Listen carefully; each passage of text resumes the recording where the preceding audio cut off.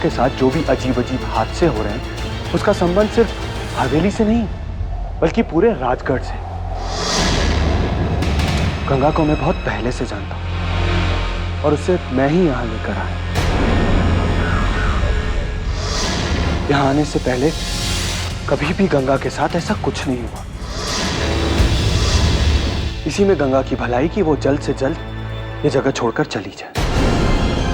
माना कि तुम गंगा को पहले से जानते हो, लेकिन अब गंगा इस हवेली की मेहमान है और मेहमान घर की इज्जत होती है। उसे सम्मान के साथ रखा जाता है और उसी सम्मान के साथ विदा किया जाता है। तुमने ये सोचा भी नहीं कि अगर मेहमान कुछ बताए बिना चुपचाप चली गई तो लोग क्या कहेंगे? यही संस्कार सिखाया है इस हवेली ने तुम्हें। और मैं अपनी आत्मा से क्या कहूंगा देवी साहिबा? मैंने गंगा के मरते पिता को वचन दिया था कि सदैव उसकी रक्षा करूंगा। फिर भी ये जानते हुए कि ये जगह गंगा की बीमारी का कारण है, मैं उसे यहाँ कैसे रहने दे सकता हूँ? क्षमा कीजिए देवी साहिबा, लेकिन मैं गंगा को यहां से लेकर जा रहा हूं और मैं अपना फैसला नहीं बदलूंगा।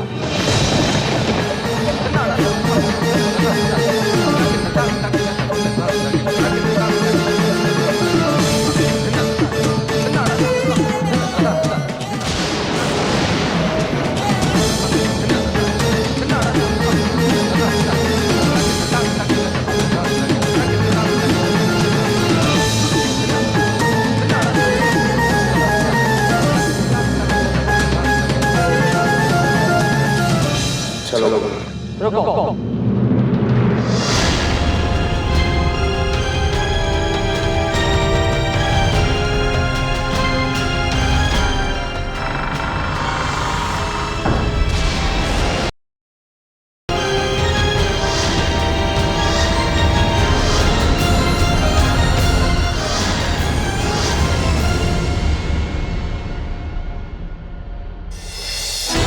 तुम भूल गए हो शिव, यहाँ हवा तो आ सकती है लेकिन हमारे अनुमति के बिना बाहर नहीं जा सकती।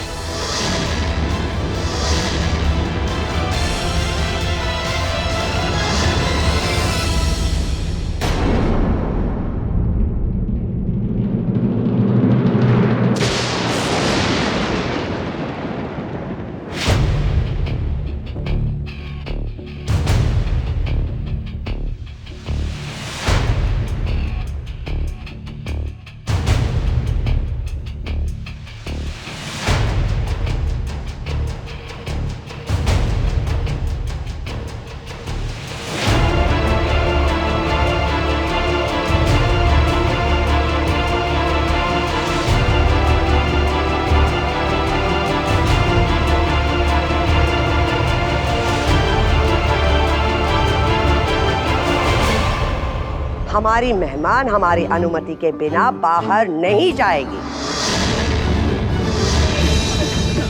हमारा ये फैसला अटल है।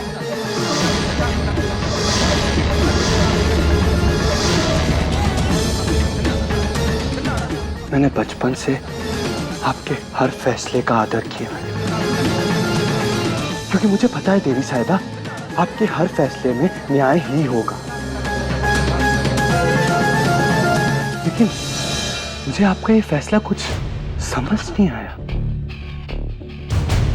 आप गंगा को रोक क्यों रही हैं? आखिर क्या जरूरत है गंगा की यहाँ पर? जरूरत तुम्हें अपनी औकात को समझने की है। बेहतर यही होगा कि तुम औकात में रहो। हम हमारा फैसला सुना चुके हैं, गंगा कहीं नहीं जाएगी। भूल जाओ गंगा को।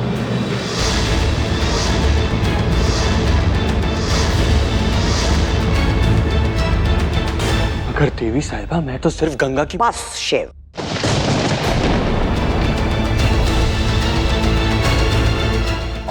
एक शब्द नहीं।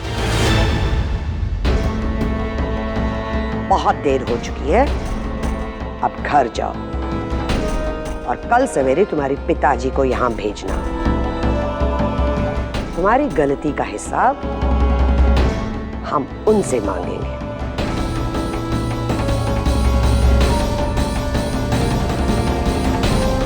चलो हमारे साथ।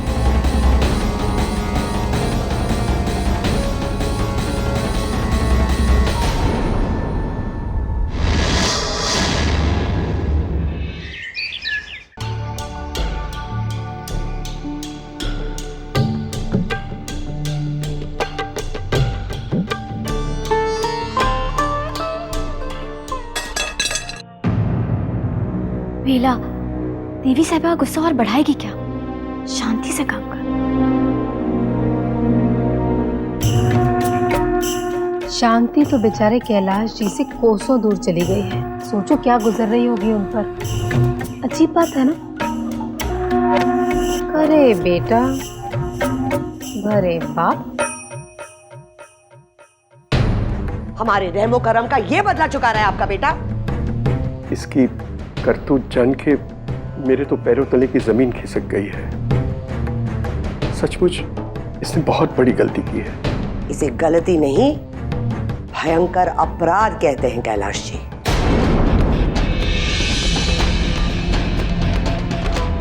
थोड़े दिनों के लिए हवेली से बाहर क्या चला गया, यहाँ के कायदे कानून भूल गया है ये। इसे सजा मिलेगी तो अपने आप सारे कायदे कानून याद आ जाएंगे। अब आप ही बताइए कैलाश जी, इस भयानक अपराध की कौन सी भयानक सजा दे सकते हैं हम? बच्चा है, आपकी सजा नहीं सह पाएगा देवी साहिबा। इसने जो कुछ भी किया है बचपने में किया है। इस गलती को माफ कर दीजिए, मैं इसे समझा दूंगा। इसका अपराध क्षमा के योग्य नहीं है कैलाश जी।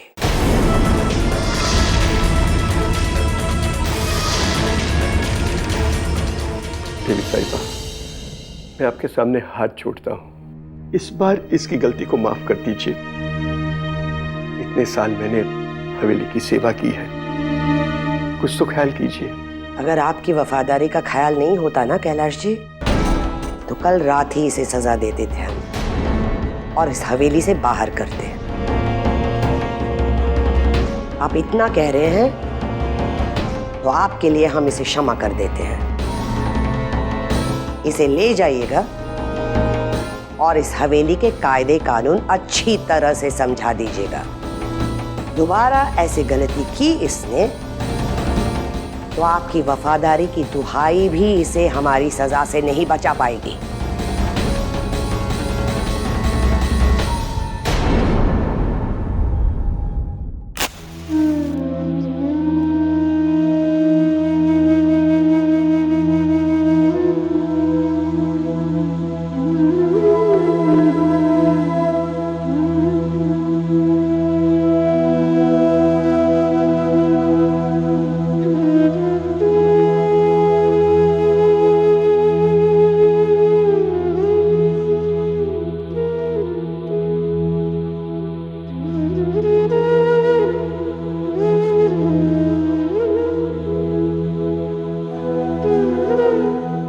आखिर देवी साहिबा ने हमें जबरदस्ती क्यों रोक लिया?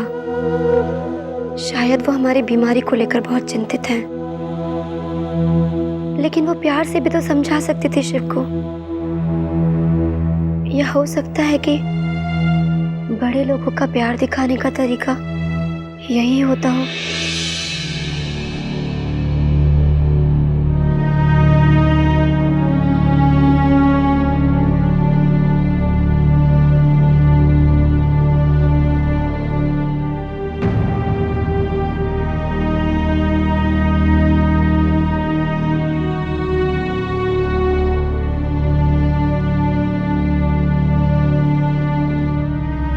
सुनो, दरवाजा बंद कर।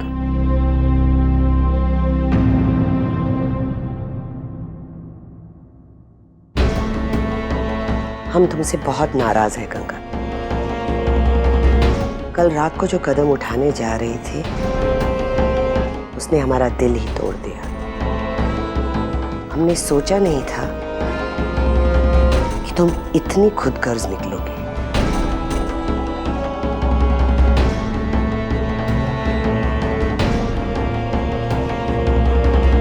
यहाँ किस चीज की कमी है तुम्हें? सबका भरपूर प्यार मिल रहा है, सब तुम्हारी परवाह कर रहे हैं। हाँ, माना कि जब से तुम यहाँ आई हो तुम्हारी तबीयत कुछ ठीक नहीं रहती, लेकिन एक बात बताओ बेटा, अगर तुम अपने ही घर में बीमार पड़ते तो क्या घर छोड़कर भाग जाते? नहीं ना? तो फिर कल रात हवेली छोड़कर क्यों भाग रही थी?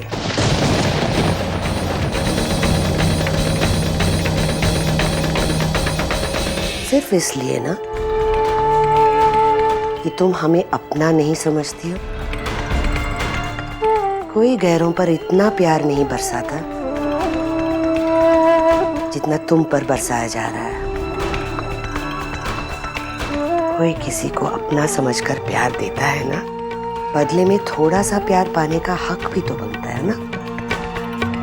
माना कि तुम मेहमान हो, लेकिन पता नहीं क्यों हम तुम्हें अपनों से भी ज्यादा समझते हैं। इसी हक से हमने तुम्हें कल रात को रोक दिया था। इस हवेली में पहली बार ऐसा हुआ है कि हमारे बेटे ने किसी का एहसान अपने सर पर ले लिया। तुम जानती भी हो तुम्हारे लिए गुरुजी से कितनी प्रार्थना की, फिर जाकर गुरुजी यहाँ आने को राजी हुए, और इन सब का बदला इस तरह चुका रही हो तुम।